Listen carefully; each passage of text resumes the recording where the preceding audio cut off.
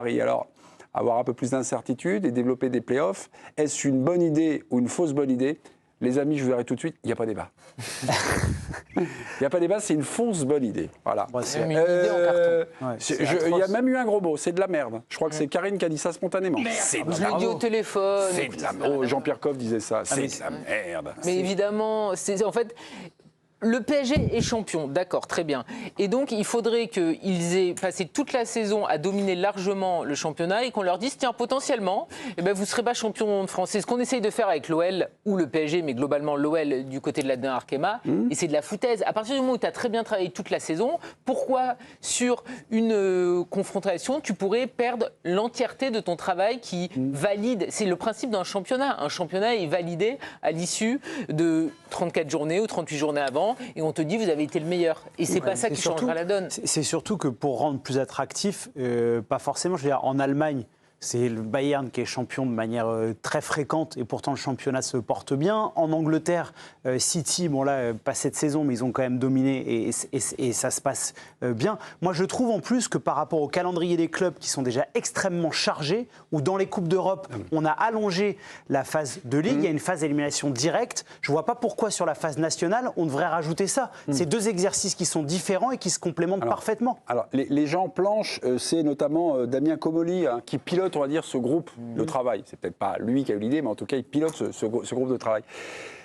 Il se pose la question sur un championnat, on va dire, plus incertain. C'est plutôt une bonne réflexion. Mais là, il y a une incertitude. Hormis le titre de champion de France, on a attendu la 33e journée pour savoir qui allait être en Ligue des Champions. Mais attendez, c'est pas la faute du PSG si les autres travaillent mal. Non, mais sais pas l'accuser, c'est Marseille, Monaco, Lyon, Lille qui doivent être plus réguliers et pas se vautrer à Auxerre, à Angers, au Havre, etc. Ça me paraît tellement incohérent, cette idée de refaire un espèce de championnat après le championnat. Oui, une excroissance. Le problème de base dont on n'a pas parlé, c'est aussi toutes les prévisions budgétaires des présidents de clubs qui, au pire, préparent leur budget entre la première et la 10e place. Ils ne savent pas qu'il y a un 16e qui est barragiste, un 17e qui descend, un 18e qui descend aussi. Et quand vous lisez toutes les déclarations de tout le monde au début de la saison, les plus pessimistes vont à la 12e, quoi. Mais j'en ai jamais budgètent sur tout ça. Alors qu'ils devraient budgéter sur les dernières places pour pouvoir n'avoir que de bonnes surprises. C'est aussi une des grandes raisons des déséquilibres financiers en France.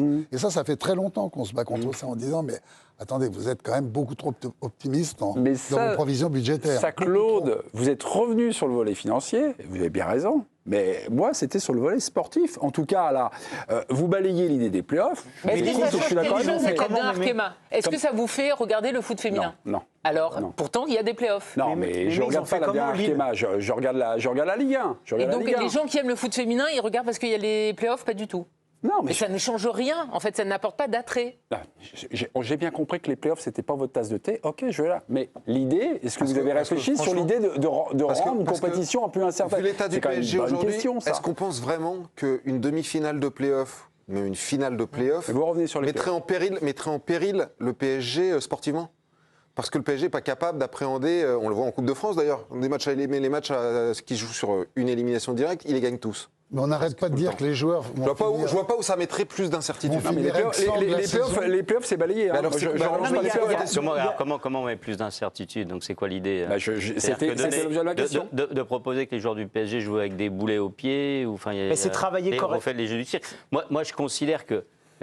le football et les sports, c'est avec une culture. La culture du football, c'est pas celle des playoffs, c'est celle du rugby et ça fonctionne merveilleusement. Donc personne n'imaginerait que le top 14 se joue pas comme il se dispute aujourd'hui, avec des matchs à élimination directe à la fin. Mais est-ce que les autres championnats ont besoin d'avoir des playoffs pour fonctionner? Non, et Giovanni l'a dit, donc la réponse, elle est juste comme ça. Mais la réponse sur plus d'incertitude, c'est travailler mieux. Si je dis pas de bêtises, Lille... Le Lille de Christophe Galtier et Luis Campos, ils avaient plutôt bien bossé. Ils ont été champions de France. L'AS Monaco, Luis Campos. Oui, de Leonardo Jardim et de quelques joueurs de grand talent, ça peut arriver. Moi, ce qui me déprime cette saison, c'est qu'il y a beaucoup de clubs qui ont passé leur temps à chouiner après l'arbitrage et les moyens financiers, alors que comme Karine l'a évoqué... On arrive à Marseille dans quelques minutes, vous avez raison. Non, c'est pas forcément Marseille, ça peut être l'Olympique Lyonnais, ça peut être plein d'autres clubs. Aussi, ils sont irréguliers, Monaco, ces clubs. je veux dire, contre Paris, il n'y a que 6 points en jeu, en fait. Il n'y a que 6 points en jeu. Donc là, s'il y a plus de 15 points d'écart, il y a un moment, il faut mieux travailler, être performant face au club que tu sur le podium de la Ligue 1 avec 8-9 défaites. La réalité, c'est que c'est ça aujourd'hui. Sur seulement 33 journées jouées. C'est énorme. Moi, j'aurais dit attirer les Saoudiens à l'OM, avoir des... avoir beaucoup certains y ont pensé, mais pour l'instant, ils ne sont pas encore arrivés. Ah, donc c'est fait. Non, c'est pas en fait, fait. le problème de Marseille, c'est pas McCourt, c'est plutôt une chance, McCourt. Ah ouais? J'ai l'impression qu'il met des sous, non? Oui. Quand on voit la dernière journée... Il met des sous, il met un peu de sous. Juste la dernière journée qu'on a vécue avec Nice qui se déplace à Rennes, qui n'a plus rien à jouer, alors que Nice doit jouer avec des champions. Strasbourg, qui va à Angers, qui est quasiment maintenu, qui perd aussi. Lille, qui va à Brest, et qui perd aussi. On peut faire tous les playoffs du monde, essayer de mettre des plafonds salariaux au PSG. Il y aura jamais l'incertitude. Ces résultats-là sont plutôt valorisants pour le football français. Je suis pas d'accord. Je suis pas d'accord. Non, parce que pour moi, ces équipes qui sont aux places 3, 4, 5, quand elles jouent la Ligue des Champions, elles peuvent pas chuter la dernière journée comme ça. C'est pas possible. Non, elles ont commis suffisamment d'erreurs dans la saison pour plus en commettre au moment où se jouent les... Enfin, ils jouent la Ligue des Champions face à un adversaire comme Brest qui a battu pas mal de grandes nations européennes, qui a de la qualité et tout, et qui finalement n'est pas très loin non plus de la Ligue des Champions. Qui comme grande équipe européenne? Le championnat... Ils ont battu qui comme grande équipe européenne? Ils ont quand même fait des résultats. Non, mais ils ont battu Salzbourg, ils ont battu un club tchèque. C'est pas négligeable. Ils ont fait match nul contre le champion d'Allemagne. Ils ont été hyper sollicités avec un effectif restreint, et en fin de saison, ils arrivent à taper Lille, quoi. Voilà, c'est tout.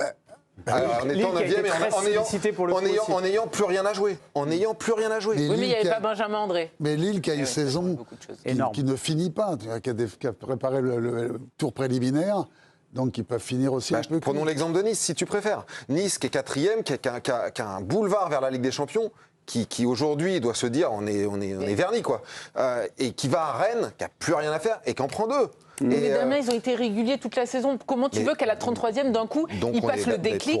Tiens, on va gagner le match qu'il faut. Là, le constat, je le partage, Karine. Je dis juste que c'est révélateur d'un football français qui n'est pas en bonne santé. Ah, ça, je suis d'accord avec toi. Voilà, L'incertitude ne veut pas dire que ça veut dire qu'on est bon. Ça veut dire que tout le monde peut te taper dessus. On veut juste que les clubs travaillent mieux. Le championnat est un énorme ventre mou. Ah, juste avant de passer, c'est aussi dans les tuyaux. Et je ne voulais pas proposer. C'est la petite question bonus. La résurrection, la réactivation. On réveille les morts de la Coupe de la Ligue, alors qui serait réservée non pas à l'entièreté de la Ligue 1 et de la Ligue 2, mais aux clubs qui sont non européens. C'est la... Non, on n'arrive déjà pas avant le championnat, on va réussir avant la Coupe de la Ligue. Ok, donc non, Coupe de la Ligue, merci, championnat, play-off, on reste comme ça. Ok. Ancelotti versus Zidane. Et la Coupe de France, en match aller-retour, on y revient, non? C'est pas mal aussi, c'est jamais. Non, Claude, t'as connu ça, toi? Ouais. Ou à partir des demi. Ça vous plairait? À partir des demi. Ouais. Je peux pas trop en parler parce que j'ai toujours été dans les grandes surprises de la Coupe de France, mais du mauvais côté. Mais